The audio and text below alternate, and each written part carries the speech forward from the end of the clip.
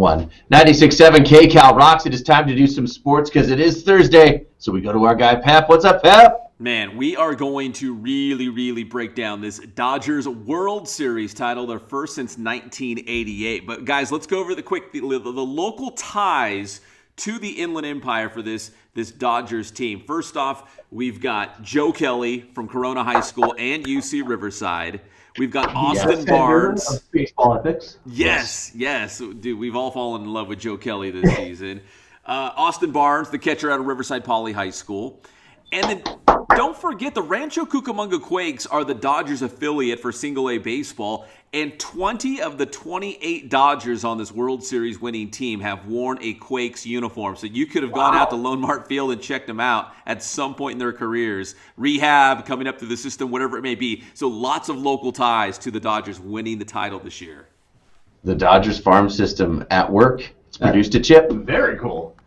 Yeah, like a lot of teams, Yankees, I'll say, or Red Sox, they go out and spend a lot of money, right? They buy these high, big-time free agents that cost a ton. They have to break the bank. But the Dodgers kind of mix in some veterans. They home grow a lot of their guys, and it seemed like to be the perfect mix this year. You have a young core, which seems to be kind of the key to winning in baseball. You got to have these young kids who are amazing. That and not having your opponents cheat twice in the World Series. And no trash cans. No Astros this season, so I think the baseball world was just happy overall that the Astros did not get to the World Series. They did not win it. But yeah, the Dodgers winning their first title since 1988 as they beat Tampa Bay in 6 games.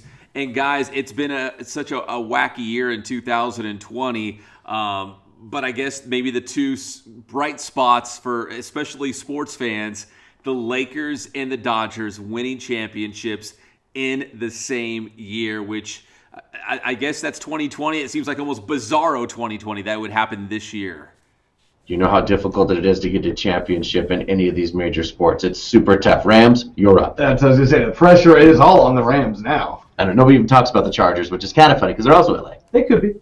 No, you're right, because a lot of these big-time athletes, I think it was even LeBron James and some other people said they reached out to, let's say, like Jared Goff. Jared Goff was saying that some other Dodgers and Lakers were reaching out to him saying, okay, guys, you're on the clock. The Rams got to get it done. But you're right. It's funny. Nobody mentions the Chargers. You automatically turn to the Rams. If anyone's going to win a Super Bowl, it's going to be the Rams, not the Chargers. We'll just always have that San Diego stigma where it's like, I would take care of it tomorrow. Who, what, where? Maybe a handful of years from now when Herbert can get up there, but yeah, for now it's a Rams town. You're right. Herbert may help. He keeps playing like this and he develops into an amazing quarterback. It's going to change everything.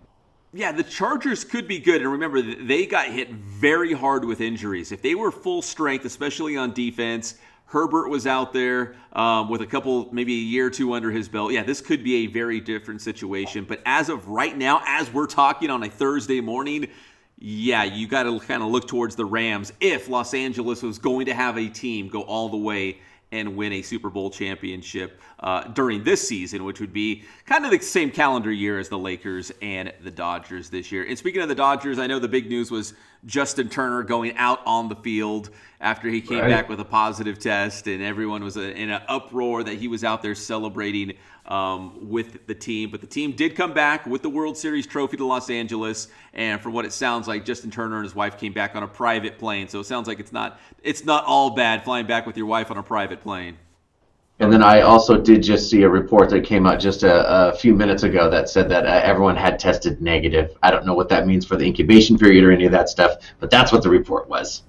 Correct. So, Justin Turner tests positive, so automatically they're like, okay, nobody's going anywhere until we do another round of tests. And, everything came back negative, and the Dodgers were free to return to Los Angeles with the World Series championship. So that is good news. But, guys, speaking of the Rams, you brought up a great point. Can the Rams win a title in the same year as the Lakers and the Dodgers? The Rams this weekend, they get the Dolphins, and they're going to see Tua Tagovailoa. He's making his first NFL start against the Rams, but it's in Miami, so maybe being at home has a little something on his side. I'll say it before Aaron Donald does. Welcome to the NFL, Tua. If you're Tua staring down the line at Aaron Donald, that is a scary start. He's so scary. I mean, even the most athletic quarterbacks, he's all over the place. He's a complete Tasmanian devil. He's the man who jumped on Alex Smith's back. Yes. Alex Smith has like 1.5 legs right now. Aaron Donald is ruthless. I was never so frightened for some man's leg like I was for Alex Smith when Aaron Donald was breathing down his neck. Dude. And okay, so Tua's got the hip injury, right, that he came back from, and everyone says he's 100%, which is great. And I understand why Miami's starting him this week because they're coming off a bye, so he basically had a couple weeks to prepare for the Rams. But at the end of the day, how do you game plan for Aaron Donald? Dude, Aaron Donald will be chasing Tagovailoa all over that field. It's going to be scary. The only thing that will help them is sometimes, with these new quarterbacks is they don't have a lot of film on Tua. So if Tua does manage to stay away from Aaron Donald and pull a few tricks, he can kind of come out and sting him. It will be interesting. We will see if Tua Tagovailoa kind of has like a Lamar Jackson effect. No one knew Lamar Jackson when he first burst onto the scene. Like, how do you defend this guy? He's amazing. What do you do? Maybe Tua will have a similar effect. I guess we'll find out beginning Sunday against the Rams. So that's a good one. And then, Patrick, Seahawks 49ers, man. Every game is massive right now in the NFC West, especially when they go head-to-head. Right, it's going to be that brother-on-brother battle. We did just pick up Carlos Dunlap, a free agent pass rusher from the Bengals, with not having to give up too much, an offensive lineman and a 7th-round pick. Very bargain basement prices for a Pete to be doing that. So hopefully that's where we are in trouble, is our defense. And if our defense doesn't come around, the 49ers are trending up. Yeah, and our defense has been trending down. So we need to turn around, or no matter how Russell plays, we're going to be in big trouble. Yeah, I still think the Seahawks are one of the best teams in the NFC, but you're right. The 49ers are going to get healthy. They're trending up. We know what Arizona is now. They're not a wild card anymore. We know who they are. They're a very good team. And the Rams are the Rams. They're going to be hanging around. They're going to score a lot of points. So that NFC West, I think, is really up for grabs. Although the caveat is I still think Seattle's the best team in that division as of right now. I think a little bit depends on Jimmy G, and we'll see that this weekend because he's starting to play better too, so look out. That's a fun division to watch. Yeah, this division, dude, you just got to get out of your we're barely going to survive our division. Right. The NFC West, second only to the NFC East. Cowboys and Eagles, Sunday night football. I'm sorry, 40. I'm sorry. I had to. As far as a race in tightness, yes, they are just on the good spectrum. We, however, are on the bad spectrum. There is a yin to every yang. But they are both tight. Yeah, no, you can make a case for it. The NFC East is super competitive because they're all so bad and they all can't win. It's going to be coming down to the final weeks of the season because, again, it's so tight. It's so competitive right now, even in the NFC East.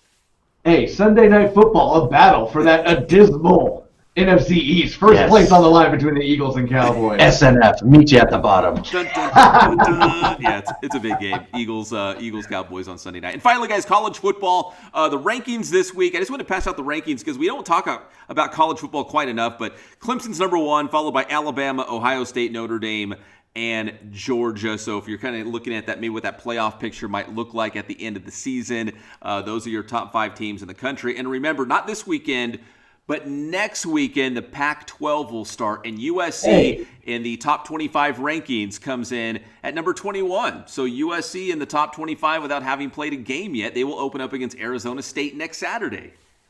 That's right. It's perfect. Baseball is over, so we can add a little college football to our palette of TV to watch. It's going to be great.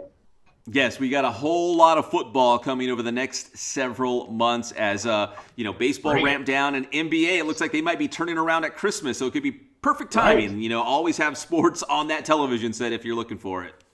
A little something on the horizon. Pep, tell them how to get your stuff. Inland Sports, everybody. Inland Sports all over social media, including Instagram and Twitter. We got the YouTube channel as well, interviewing local athletes and coaches here in the IE. Thanks, Pep.